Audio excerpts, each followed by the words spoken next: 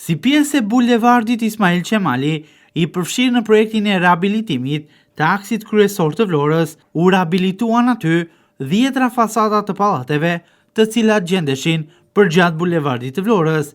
Pjesa ballore e pallateve në fjalë ka ndryshuar realitet nga vitet e mëparshme, duke patur kushte më të mira për të gjithë banorët.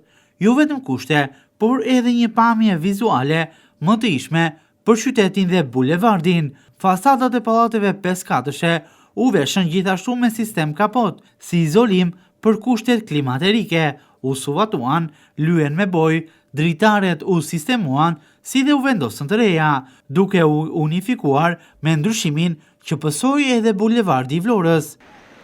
Ndodhemi në bulevardin Ismail Qemali të Vlorës, një prej segmenteve dhe akseve kryesore jo vetëm për automjetet, por edhe për qytetarët. Përgjatë tij, pak vite më parë u aplikua edhe një projekt për t'i dhënë pamje më të ishme, ku u rehabilituan në total fasadat e pallateve. Por siç mund ta ndiqni nga pamjet, kjo është gjendja e fasadave përgjatë bulevardit ku ato janë rehabilituar. Por ky projekt me sa duket është realizuar sipas parimit një i nënës dhe tjetri i njerëkës. Vetëm në Vlorë mund të ndodhë që një projekt i realizuar të punohet përgjysmë, vetëm në njërën pjesë të godinave të banimit. Në pjesën më turistike të Vlorës mund të shohësh fasadat ballore të bulevardit të rehabilituara, ndërsa pjesën pas pallateve me të njëjtën pamje, realitet që kanë patur edhe përgjatë viteve të sistemit komunist. Ndryshe nga fasadat ballore, ato pas pallateve nuk të ofrojnë të njëjtat kushte, madje po degradohen çdo ditë edhe më tepër, duke rrezikuar që shumë pjesë të tyre të përfundojnë edhe për tokë. Ndërsa këtu jemi në pjesën e pasme të pallateve 5 katëshe, po pas bulevardit.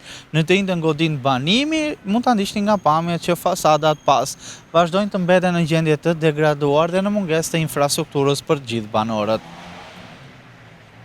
Në projektin e rehabilitimit nuk janë përfshirë as pjesët e përbashkëta, sheshpushimet dhe shkallët të cilat vazhdojnë prej vitesh të dëmtuara.